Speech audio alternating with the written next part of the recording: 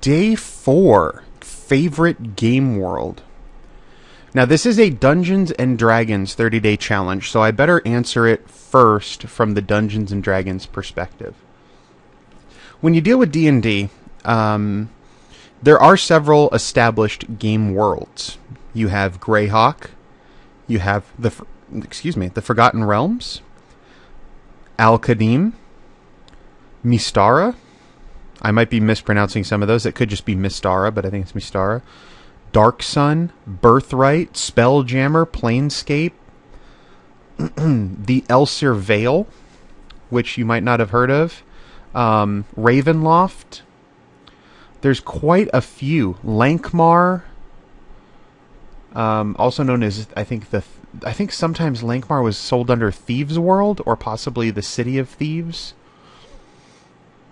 The Wilderlands of High Fantasy, and the Invincible City-State of the City-State of the Invincible Overlord.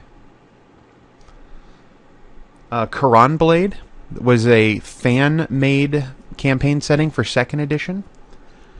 Most of the ones that come out of TSR, later Wizards of the Coast, Eberron, which I don't like, but it exists, have like a certain thing that's their thing. Greyhawk and Forgotten Realms, well, Greyhawk, despite being the default setting for 3rd edition, I don't know very much at all about Greyhawk. And when I say the default setting, they took a couple of names of like deities from the Greyhawk world and made those the default deities in the 3rd edition player's handbook. But from what I understand from people who do know Greyhawk better, they decided to not stay completely true to the source material when they pulled those deities out. So if you only know Greyhawk from 3rd edition, like myself, if you went to actually play in Greyhawk, you would be slightly lost, slightly mistaken on certain points. My best friend Chuck actually had Greyhawk as a box set, and Forgotten Realms as a box set. These were both the 2nd edition products. Forgotten Realms I have more experience in because, one, the very first campaign setting they came out with and that we bought for 3rd edition was the Forgotten Realms campaign setting. And one of the big things about Forgotten Realms, if you had to say its kind of thing, it is the most popular campaign setting for D&D. It has a very large amount of novel support and fiction that's been written in it. It served as the setting for numerous adventure modules. And the high-level characters from Forgotten Realms are arguably as well-known, if not more well-known, than the ones from Greyhawk. Now, Greyhawk has a little bit of help in that if you've played 3rd edition D&D or earlier, you recognize names like Melf, Bigby, Tasha, Tensor. Those are all high-level wizard characters in Greyhawk. They come from the Greyhawk campaign setting. And if you only know D&D from... if you've only ever played, for example, Pathfinder, the names that are on spells have been removed because those names come from Greyhawk and still belong to Wizards of the Coast. And so third-party publishers can't use them. Forgotten Realms, played a lot in. 4th edition, when they changed the realms, I played Living Forgotten Realms for a while. I enjoyed it. My brother is much bigger into Forgotten Realms than I am, and that comes mostly from, I would say, the fiction, because my brother's read a lot of Forgotten Realms fiction, including all the Drizzt books. Ravenloft is probably also very high on my brother's list of favorite settings, because Ravenloft is awesome. In 2nd edition, my favorite setting was Birthright. Birthright is an awesome setting in that they really change up some of the races. For example, dwarves are kind of literally made of stone. They're very, very dense, as though they were made of stone. Halflings are actually from the plane of shadows, and they just managed to escape to the mortal realm. But the big thing with Birthright was you played Scions. Years ago, there was a battle, a literal physical battle between the gods and their heroes on a mountain.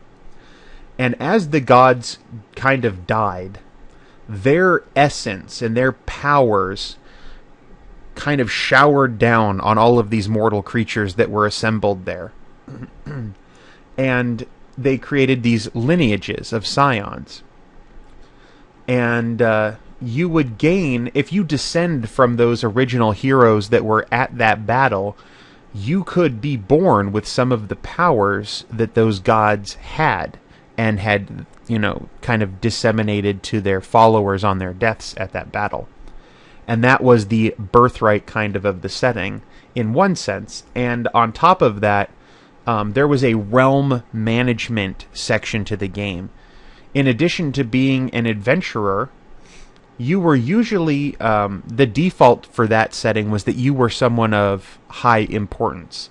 So a player could be the king of their country. A cleric player could be the high priest of their church. A rogue would be in charge of the rogues guild. Wizards would be in charge of the wizard college, or their own, they could be like the court wizard for the king. And so as such, for that, everybody started out with like a lot of money, and you had these special powers from the birthright that you randomly rolled on a table. And it was all really cool, and there was, you would do your adventures, go dungeon crawling and what have you, but then you'd also administrate your realm, kind of figure out what kind of money and resources and things you'd be bringing in, hiring armies and mercenaries, and then they would have a large-scale battle system for you to attack neighboring countries. Because there were also, I can't remember the name of them. It was an Irish-ish name where it had a lot of extra letters. Like, for example, the elves, there was the Sidhe. Sidhe, known as the Sidhe. Or are they the Sea? I don't know. Something like that. And there were the evil monsters were called something Lanshay, but there was a lot of extra vowels and consonants in it. But they were corrupt. They got their powers and their lineages from the evil gods, and it physically and mentally warped them into these creatures of immense power, but also evil. And they had their own kingdoms around you, and the land would warp to match the ruler. So these lands, like there was one that was a giant spider lady, and the land all around her, this forest, was filled with spiders and everything because of that. I really liked Birthright. It was one of my favorite settings for 2nd edition.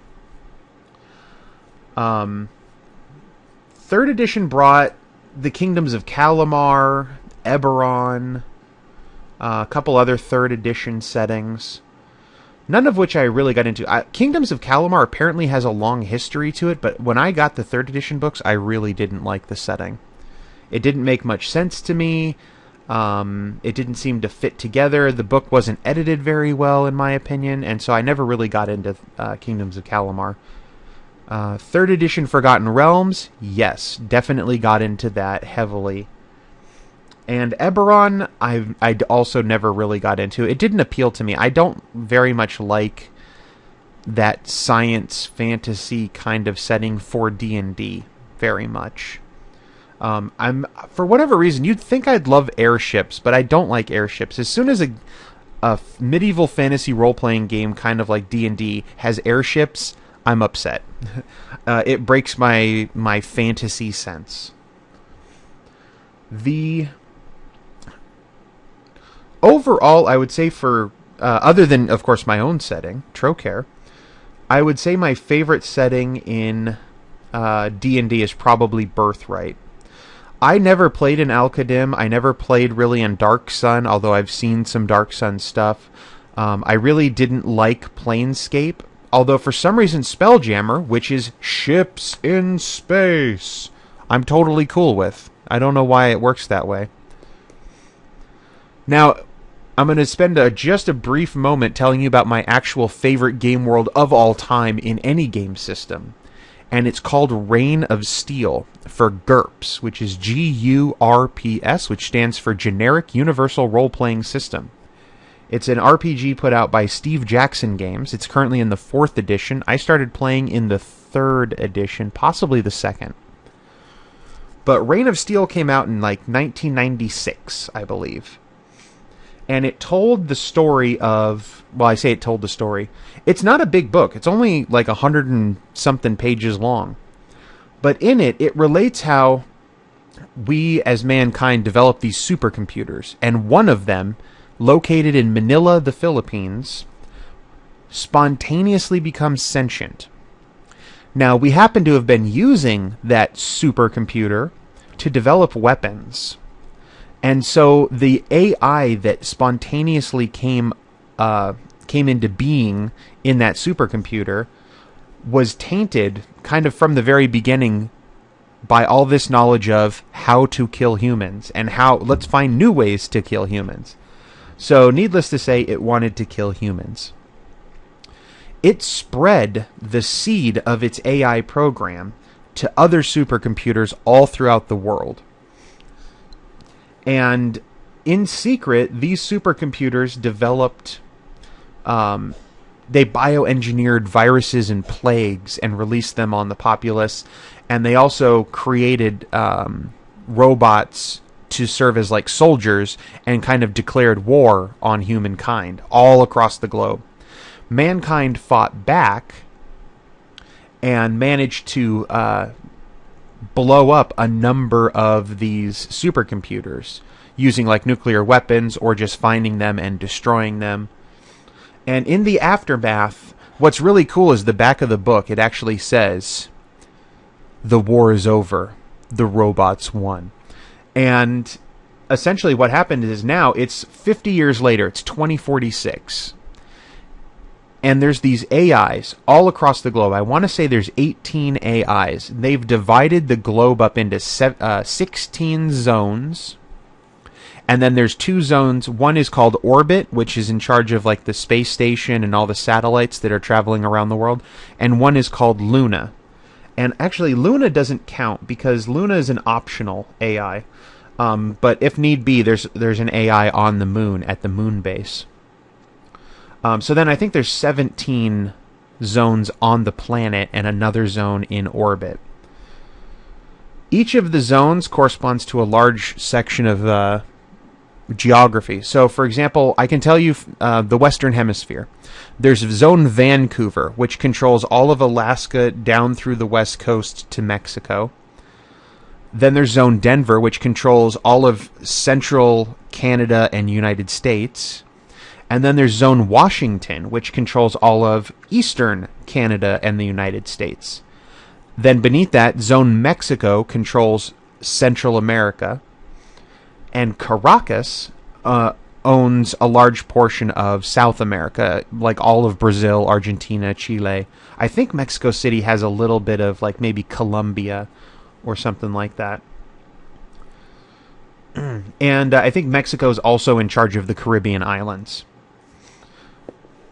There's also Paris, London, Tel Aviv, Beijing, Tokyo, Zaire, Berlin, Brisbane in Australia, of course Overmind in the Philippines, Moscow. So there's all these zones. Every single one of them is completely different in personality, which is awesome. The only 2 that are not hostile to humankind in general, I shouldn't say not hostile, but the only 2 that are the only one that's sort of an ally of humanity, possibly, is Washington, D.C., and then Zone London is very apathetic and kind of just ignores everything and everyone in its zone.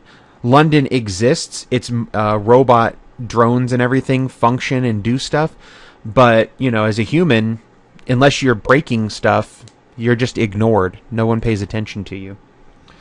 Other zones, like, for example, Tel Aviv, actually manifests these visions of, like, angels coming down from heaven and speaking to the human population in its zone and keeps them under control in this religious cult. Zone Paris is incredibly interested in the stars and the search for alien life, and has been building satellite dishes all over France, and has been paying credits up the wazoo out to Orbital, so that Orbital would collect its satellite data as well and sell that to Paris.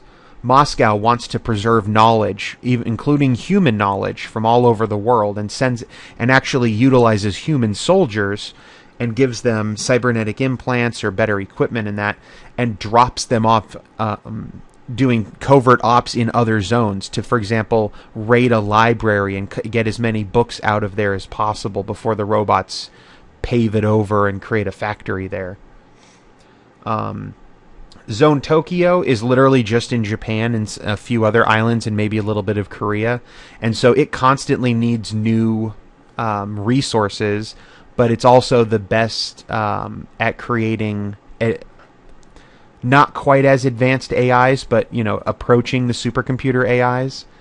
Every one of the zones kind of ties into the stereotypes you would think in the area, or at least a lot of them tie into those stereotypes, like the Tel Aviv and the Tokyo and things like that.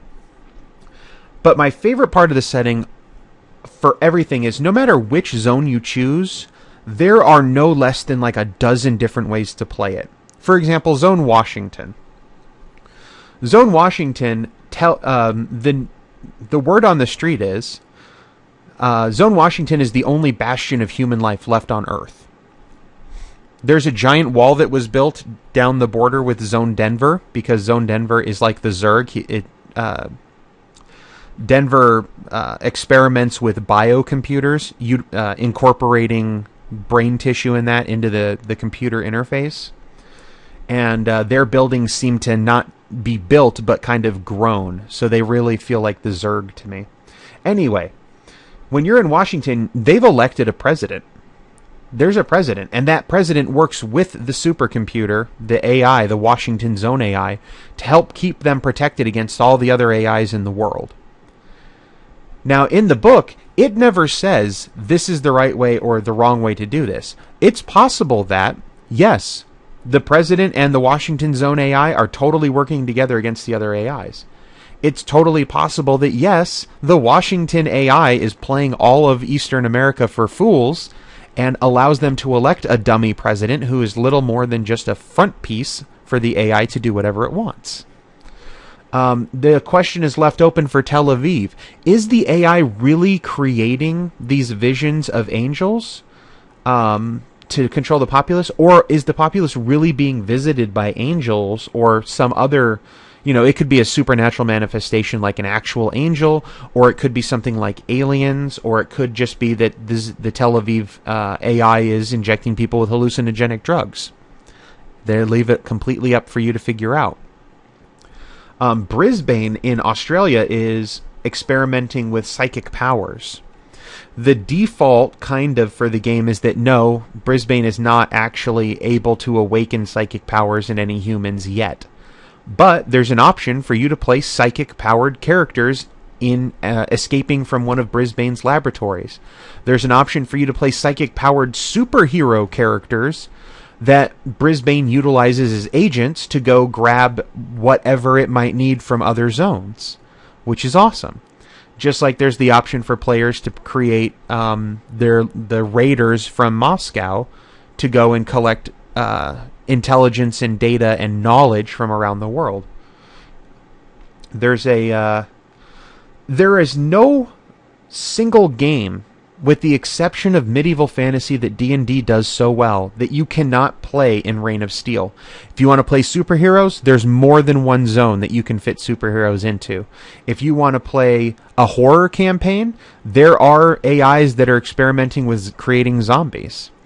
Or there could be nanomachines, or there's zone Berlin and Caracas are engineering new life forms, new animals to help create. Berlin and Caracas want to get rid of all human life and allow nature to take over the world again. That's their thing. Caracas is more into experimenting and bioengineering animal people. They have cat people and things like that. Whereas Berlin is more about creating robots that mimic certain areas of nature. For example, he created swarms of these bees, but they're not really bees. They're little mini robots, and they inject neurotoxin when they catch you. But they also pollinate plants. So, you know, they're green. His carbon footprint is low. If you want to play survival game, there's plenty of survival. If you want to play military tactics and guerrilla warfare, Zone Vancouver has the Human Liberation Army that travels back and forth between Vancouver and Denver, the zones, not the cities specifically, and fights a hit and run war against the robots and the AIs. The only thing that doesn't really fit, if you want to do space, there's space campaigns. Zone Beijing is very interested in getting off-world and establishing colonies on new planets so that it can use the resources from like the asteroid belt or getting a colony up on Mars. Of course, Paris is looking for extraterrestrial life. So if you want to include aliens, Paris is all about that. If you want to include just more local space, Zone Luna is an optional zone that you can allow. And I think it's in the book specifically, they mention a campaign idea of having humans who were in the moon base in cryogenic suspension, and they survived all of the AI war, and they can then utilize the limited resources that are on Luna, try to establish communication with some human group on Earth, or perhaps even establish communication with an AI that might be friendly to them. For example, like Paris, if they're able to get any kind of alien data, or Beijing, if they're able to utilize their position to scout out likely asteroids, or even Orbital, because Orbital's upset because Orbital is literally an orbiting AI in a space station, and he has no land, and I say he, there's no country established with Orbital. Orbital is master of all of these satellites and nothing else. So Orbital only gets by selling information, and if you manage to hook them up a little bit from the moon base and make yourselves allies, you might be able to feed false information down to the planet, to certain AIs, which then allow the humans that are in those zones that you're also in contact with to gain an upper hand. And maybe Orbital is all like, yeah, if you guys can manage to take out an AI, like let's just say you manage to take out Vancouver, then the humans from the moon can take the Orbital AI down to Earth, establish it in Zone Vancouver, and it'll be friendlier to humans because of that. Maybe you can establish an alliance in that way. And then you've got Washington and now Orbital Vancouver, who are both friendly to humans, and you can maybe work together to take out Denver, who's right in between your two territories. There is so many options available in Reign of Steel, it's ridiculous. And it's just this little 150-page book. It's awesome. It's my favorite campaign setting of all time. But the only thing it doesn't do well, in my opinion, is medieval fantasy, which is why I love playing D&D as well. Alright, this is the longest video to date. Hopefully it's the longest video ever for this. But until next time, bye-bye.